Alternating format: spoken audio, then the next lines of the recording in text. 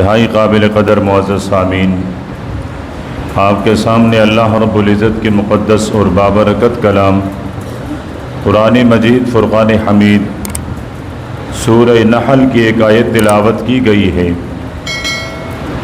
جس میں رب بابرکت نے حیات طیبہ، پاکیزہ زندگی، خوشحال زندگی، سکون اور آرام والی زندگی بتلائی ہے کہ جب بھی کوئی انسان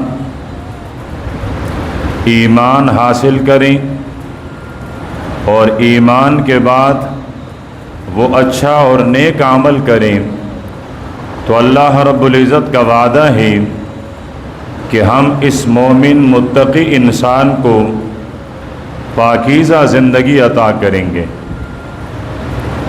یہ ایمان اور عمل صالح پر ملنے والا دنیا کا ثمرہ اور دنیا کا اجر ہے،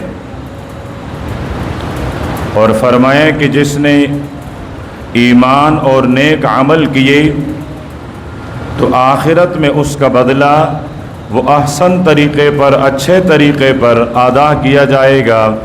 کس طرح؟ جس طرح رب کے ذات کے ساتھ مناسب ہوگی، تو اس طرح کا بدلہ اللہ پاک ایمان اور عمل صالح کے بدلے میں عطا فرمائیں گے۔ ایمان وہ قیمتی اساس اور بنیاد ہے کہ جس پر انسان کے اعمال قبول کیے جاتے ہیں، جس پر انسان کا عمل وہ باثمر اور بافائدہ ہو جاتا ہے۔ اگر کسی کے پاس ایمان نہ ہو اور وہ کتنا ہی اچھا اور کتنا ہی نیک عمل کیوں نہ کریں، لیکن آخرت میں اس نیک عمل کا بدلہ اور اجر اس کو نہیں دیا جا سکتا۔ مکہ کے مشرک ایمان سے محروم تھے، حاجیوں کو ستو پلایا کرتے تھے، پانی پلایا کرتے تھے، کھانا کھلایا کرتے تھے، ان کو جگہ اور ٹھکانہ مہیا کیا کرتے تھے، لیکن اس کے باوجود چونکہ ایمان اور اساس اور بنیاد نہ ہونے کی وجہ سے آخرت میں ان کو ان اعمال کے بدلے میں کچھ بھی نہیں ملے گا۔ تو سب سے بڑا سرمایہ ایمان ہے، اور قیامت میں حشر کے میدان جنت کے اندر حشر کی سختی کی آسانی، جنت میں درجات کی بلندی، اس کا اساس اور بنیاد وہ عمل صالح ہے۔ جب وہ نیک عمل کرے گا تو حشر کے سختیاں بھی آسان ہوں گی، اور اللہ پاک جنت میں اس کے درجات بھی بلند کریں گے۔ جن کے اعمال، نیک اعمال جتنے زیادہ ہوں، جنت میں ان کے درجات بھی اتنے ہی بلند ہوں۔ تو آیت میں اللہ پاک نے خوشحال زندگی کی ذکر فرمایا ہے۔ اب یہ خوشحال زندگی کیسے حاصل ہو؟ آیت کے ذیل میں قرآن پاک کے ایک مفسر نے 7 چیزیں بتلائی ہیں کہ اگر وہ 7 چیزیں انسان کے عمل کے حصہ بن جائے تو اس انسان کو دنیا کی زندگی سعادت والی، راحت والی، رحمت والی، خوشحالی والی بن سکتی ہے۔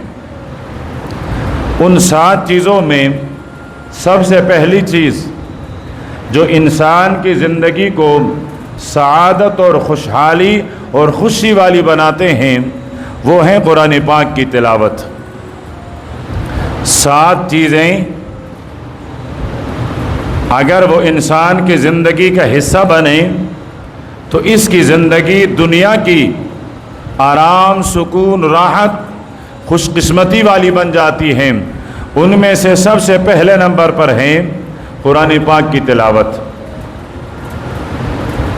اب قرآن پاک کی تلاوت کے فوائد بے شمار ہیں۔ ہر تلاوت کرنے والا ان فوائد کو محسوس کر سکتا ہے۔ تلاوت کرنے والا جتنا زیادہ تلاوت کرے گا اس کو اتنا ہی اندازہ ہوگا کہ اس قرآن پاک کے زیادہ تلاوت نے مجھے کیا فوائد پہنچائے۔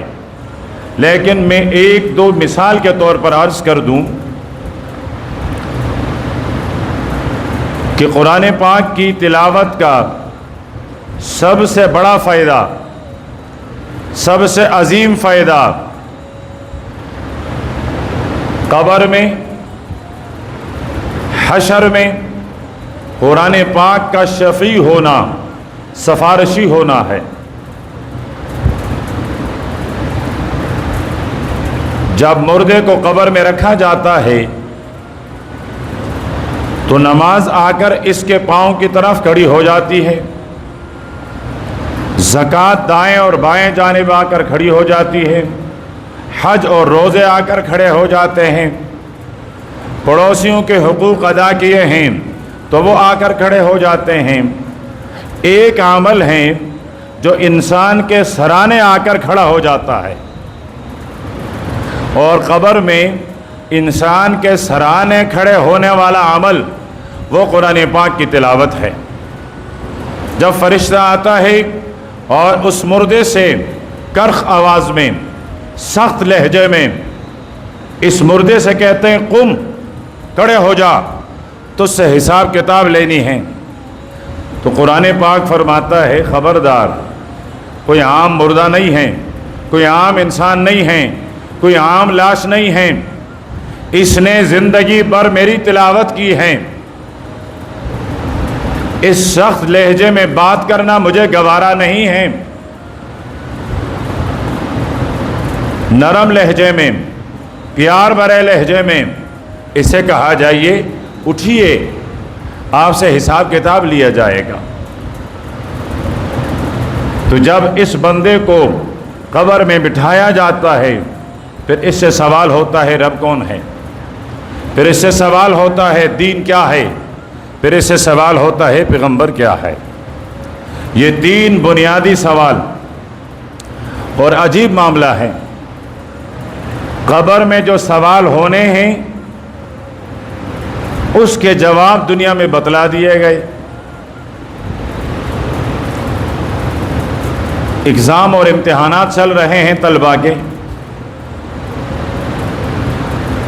اگر کسی طالب علم کو یہ کہا جائے کہ بیٹا کل جو تم نے پیپر اور پرچہ دینا ہے اس کا پہلا سوال یہ ہے، اس کا دوسرا سوال یہ ہے، اس کا تیسرا سوال یہ ہے، پہلے سوال کا جواب یہ ہے، دوسرے سوال کا جواب یہ ہے، تیسرے سوال کا جواب یہ ہے، یہ امتحانی حال میں جائے، اپنے مقررہ وقت کو مکمل کر کے باہر آئے، دوست و احباب، والد، بھائی، ٹیچر، استاد اسے پوچھے بیٹا پیپر کیسا رہا؟ بہت خراب ہوا، بہت خراب ہوا۔ کیوں؟ وہ میں نے تو تینوں سوال غلط لکھ دیے۔ تو اگر یہ استاد، یہ والد، یہ باپ، یہ رشتہ دار، یہ میرے خیال میں پھولوں کا ہار اٹھا کر اس کے گلے میں ڈالے گا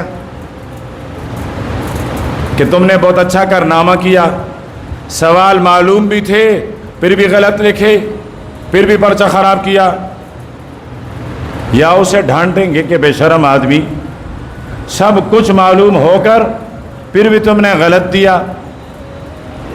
تو ایک تو آخرت کا پرچہ دنیا میں بتا دیا گیا ہے، نمبر دو آخرت کے پرچے کا تعلق بولنے سے نہیں ہے۔ وہ جو تین سوال ہیں ان تین سوالوں کے جواب بولنے سے اس کا تعلق نہیں ہے، ورنہ میں آپ کو کہہ دوں کہ آپ ہزار والی تسبیح لیں اور 1000 دفعہ کہیں ربی اللہ، 1000 دفعہ کہیں دینی الاسلام، 1000 دفعہ کہیں نبی محمد صلی اللہ علیہ وسلم، 1000 دفعہ تم روز پڑھو۔ کیوں؟ قبر کا سوال جواب آسان ہو جائے گا؟ نہیں، زبان کے کہنے سے اس کا تعلق نہیں، بولنے سے نہیں، وہاں جواب کا تعلق عمل سے ہے۔ اگر آپ نے عملی طور پر رب کو پہچان لیا تھا اور آپ کی زبان عربی نہیں ہے، پھر بھی آپ کی زبان پر آئے گا ربی اللہ۔ آپ نے زندگی اسلام کے متعلق گزارا ہے، پھر بھی آپ کہو گے کہ میرا دین اسلام ہی ہے۔ اگر آپ نے اپنے پیغمبر کی زندگیاں پہچان کر اس پر زندگی گزاری ہیں، آپ اس پیغمبر کے بارے میں بتا دو گے۔ دوسرا مرحلہ ہوتا ہے حشر کا۔ لوگ اٹھیں گے ننگے دھڑنگے پریشان، لیکن جس نے دنیا میں قرآن پاک کی تلاوت کی ہے وہ اٹھے گا تو قرآن پاک اس سے کہے گا غمگین ہونے کی ضرورت نہیں، میں جو تیرے ساتھ ہوں۔ وہ انس پیدا کرے گا، محبت پیدا کرے گا، اس کی وحشت کو ختم کرے گا۔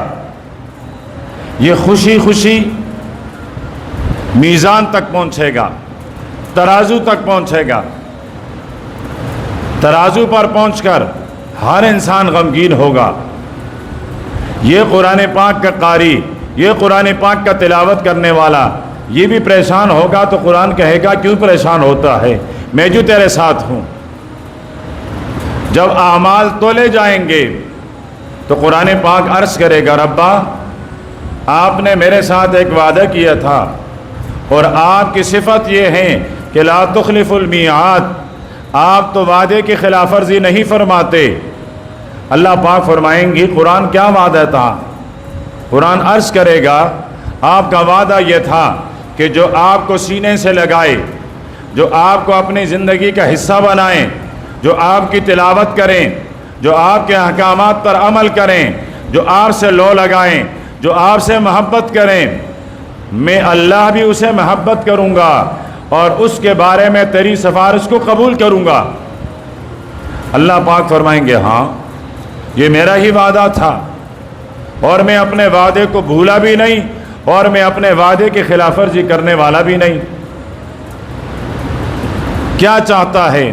یہ عرض کرے گا میں اس تلاوت کرنے والے کی سفارشی ہوں، میں اس کی سفارش کرتا ہوں کہ اس کے اعمال تولے بغیر، حساب کیے بغیر اس کو جنت کے دروازے سے داخل کرا دوں۔ اللہ پاک فرمائیں گے اس کا ہاتھ پکڑ کر کے اس کو جنت کے دروازے سے داخل کروا۔ تو یہ قرآن پاک سفارشی بنے گا اور اس کو وہاں تک پہنچا دے گا۔ یہ تو معاملات ہوئے حالت نظر کی، قبر کی، حشر کی۔ دنیا میں بھی قرآن پاک بہت بڑا سفارشی ہے، بہت بڑا عزت دیتا ہے۔ آپ کو فرش پر بٹھایا ہے، مجھے اونچائی کا درجہ دیا ہے۔ کیا کمال ہیں؟ کیا میری جسامت تمہاری جسامت سے اچھی ہے؟ کیا میری حسن تمہاری حسن سے کوئی اچھی ہے؟ کیا میں تم سے زیادہ کوئی مالدار ہوں؟ کیا میرا حسب نسب تم سے بہتر ہے؟ ایک ہی وجہ ہے کہ میرے ہاتھ میں رب کا کلام ہے، اس رب کے کلام نے یہ عزت دی ہے۔ سینکڑوں لوگ ہوں گے، خان بھی ہیں، نواب بھی ہیں، جاگیردار بھی ہیں، سرمایہ دار بھی ہیں، نمبردار بھی ہیں، عہدیدار بھی ہیں، ایم این اے بھی ہیں، ایم پی اے بھی ہیں، صدر بھی ہیں، وزیر اعظم بھی ہیں، سب کچھ ہیں، لیکن مصلی پر کون آئے گا؟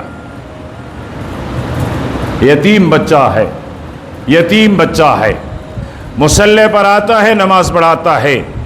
لوگ کہتے ہیں تمہیں اور کوئی نہیں ملا، ایک یتیم کو اپنا امام بنایا، تمہیں اور کوئی نہیں ملا، ایک غریب کو اپنا امام بنایا۔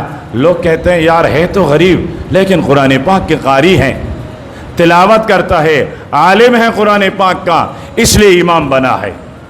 تو آخرت کے جو درجات ہیں وہ تو اپنی جگہ، لیکن دنیا کے فوائد وہ بھی بے شمار ہیں۔ راستے پر چلتے ہوئے لوگ کہتے ہیں راستہ دے دو، راستہ دے دو۔ بھائی کیوں؟ نواب آ گیا، خان آ گیا، وڈیرا آ گیا؟ نہیں نہیں، امام صاحب آ رہا ہے، امام صاحب آ رہا ہے، ہمارا استاد جی آ رہا ہے، قاری صاحب آ رہا ہے، راستہ چھوڑ دو۔ عزت کیوں ملی؟ کہاں سے ملی؟ کس نے دی یہ عزت؟ قرآن پاک نے۔ تو قرآن پاک کے فائدوں میں سے ایک فائدہ کہ قرآن پاک سفارشی ہے۔ قرآن پاک کا دوسرا فائدہ کہ جب کوئی آدمی قرآن پاک کی تلاوت کرتا ہے اور اتنا تلاوت کہ اس کو موقع نہیں ملتا کہ اپنی اخراجات، اپنی ضروریات، اپنی صحت، بیوی بچے، ان کی ضروریات رب سے مانگ لیں، وقت نہیں ملتا، اتنا قرآن پاک کی تلاوت کرتا ہے، تو اللہ پاک فرماتے ہیں قرآن پڑھنے والے پریشان کیوں ہوتا ہے؟ میں مانگنے والوں سے افضل عطا کروں گا۔ مانگنے والے وہ جتنا مجھ سے مانگتے ہیں میں اس سے افضل تجھے عطا کروں گا، اس لیے کہ تو میری کلام پڑھ رہا ہے، تو میری کلام میں مصروف ہیں۔ ایک بات اور عرض کروں، شاید سمجھ میں آئے، شاید سمجھ میں نہ آئے۔ میرے رب نے بہت سارے آسمانی کتابیں نازل کیے ہیں، لیکن کچھ صرف میرے رب کی کتابیں ہیں، ان کا درجہ صرف کتابوں کا ہے، وہ کتاب ہے میرے رب کا، آسمانی ہیں، حق ہیں، اس کے احکامات رشد اور ہدایت والے ہیں۔ لیکن قرآن پاک صرف کتاب نہیں، قرآن پاک میرے رب کا کلام ہے۔ یہ دوہرا اعزاز ہے قرآن پاک کا کہ یہ کتاب ہونے کے ساتھ ساتھ رب کا کلام، یہ رب کی باتیں ہیں۔ تو اللہ پر فرماتے ہیں بندے، جب تم مجھ سے ہم کلام ہیں، جب تم میری باتیں مجھ سے کر رہے ہو، میرے ساتھ مصروف اور مشغول ہو، تو پھر مجھے معلوم ہے پھر کہ تیری ضروریات کیا ہیں، تو تیری ضروریات بن مانگے میں تجھے عطا کر لیتا ہوں۔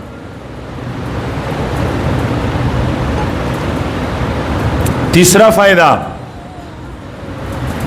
قرآن پاک کی تلاوت کرنے والا ضروری نہیں کہ وہ قاری ہو۔ قاری کا معنی ہوتا ہے قرآن پڑھنے والا۔ ہم قاری اس کو کہتے ہیں جو قرآن پاک حفظ کر لے، 20 بچے بیٹھ جائیں، وہ اس کو پڑھانے لگ جائیں، ہم کہتے ہیں جی یہ قاری صاحب ہے۔ حالانکہ قاری کس کو کہتے ہیں؟ قرآن پڑھنے والا۔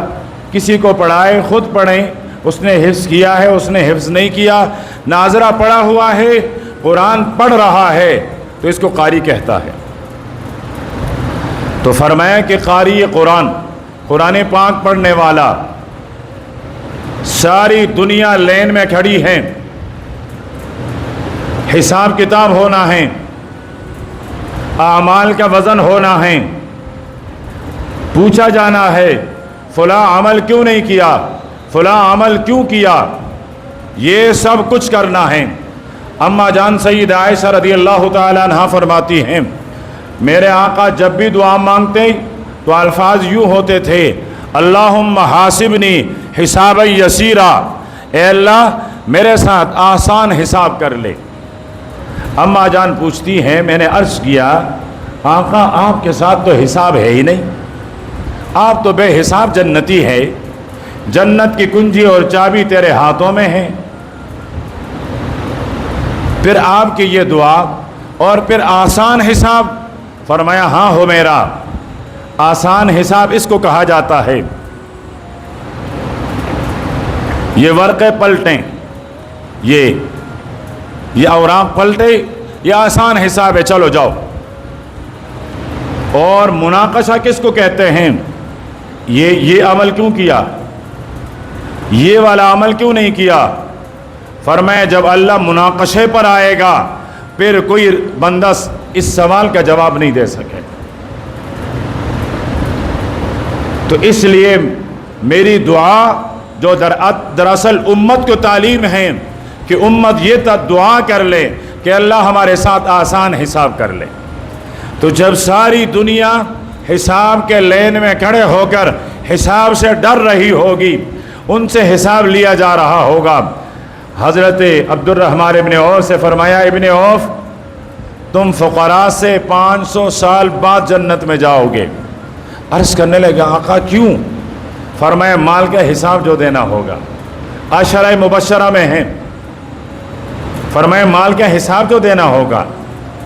اور یہاں قاری قرآن اسے کہا جائے گا چلیے آپ سے کوئی حساب نہیں، آپ سے کوئی کتاب نہیں، آپ سے کوئی نہیں پوچھا جا رہا ہے، جائیے بغیر حساب کتاب کے جنت میں داخل ہو جائیے گا۔